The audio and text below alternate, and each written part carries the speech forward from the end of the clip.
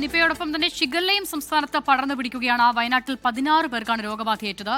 Koliyadi AUP school വിദ്യാർത്ഥികൾക്കാണ് രോഗബാധ സ്ഥിരീകരിച്ചിട്ടുള്ളത്. ദിലിഷ തിലകൻ കോഴിക്കോട് നിന്ന് വിവരങ്ങൾ നൽകാൻ ചേരുകയാണ്. ദിലിഷ, ഈ രോഗം സ്ഥിരീകരിച്ച പല ആളുകളും ഒരു സ്കൂളിലെ തന്നെ കുട്ടികളാണ് എന്നുള്ള വിവരം കൂടി വരുന്നുണ്ടല്ലോ. എന്താണ് നിലവിലെ അവസ്ഥ? തീർച്ചയായിട്ടും മസിദ, 16 കുട്ടികളും ഒരേ സ്കൂളിലെ വിദ്യാർത്ഥികൾ തന്നെയാണ്. മാത്രമല്ല വിവിധ പ്രദേശങ്ങളിൽ നിന്നുള്ള കുട്ടികളാണ്. എന്തായാലും ഇവരുടെ ആരോഗ്യ സ്ഥിതി നിലവിൽ ആശങ്കപ്പെടാനുള്ള സാഹചര്യം ഇല്ല എന്നാണ് ആശുപത്രി വൃത്തങ്ങളിൽ നിന്നും നമുക്ക് മനസ്സിലാക്കാൻ സാധിക്കുന്നത്. മാത്രമല്ല സംസ്ഥാനത്ത് ഈ വർഷം റിപ്പോർട്ട് ചെയ്ത ഷിഗല്ല കേസുകൾ എടുത്തു കഴിഞ്ഞാൽ ഒരു അസാധാരണ സാഹചര്യമാണ് ഉള്ളത് എന്നാണ് ആരോഗ്യവകുപ്പിന്റെ വിലയിരുത്തൽ. കാരണം കഴിഞ്ഞ വർഷവും നമുക്കറിയാം ഷിഗല്ല സംസ്ഥാനത്ത് റിപ്പോർട്ട് ചെയ്തിരുന്നതാണ്.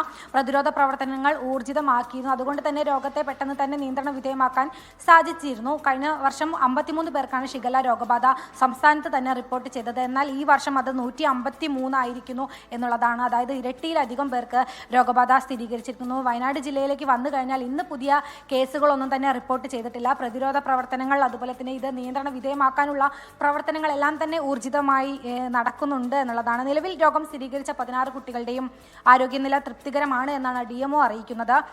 ഇതുവരെ ഏകദേശം 538 പേരിലാണ് ഈ രോഗലക്ഷണങ്ങൾ കണ്ടെത്തിയിട്ടുള്ളത്. ഇന്ന് രോഗലക്ഷണങ്ങൾ കണ്ട 10 പേരെ ആശുപത്രിയിൽ പ്രവേശിപ്പിച്ചു. ആശ്വാസകരമായ ഒരു കാര്യം കൂടിയുണ്ട്. 7 പേർ കൂടി ഇന്ന് ആശുപത്രി വിട്ടു എന്നുള്ളതാണ്. നിലവിൽ രോഗബാധ ഏറ്റ് ചികിത്സയിൽ കഴിയുന്നവരുടെ എണ്ണം 23 ആയിരിക്കുന്നു.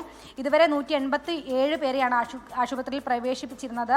എന്നാലും പ്രതിരോധ പ്രവർത്തനങ്ങളെല്ലാം തന്നെ ഊർജിതമായിട്ട് നടക്കുന്നുണ്ട്. ഫീൽഡ് തല രോഗനിരീക്ഷണത്തിന്റെ ഭാഗമായിട്ട് ഏകദേശം 3095 വീടുകളിൽ ആരോഗ്യ പ്രവർത്തകർ സന്ദർശനം നടത്തി കഴിഞ്ഞു. 1766 കിണറുകൾ.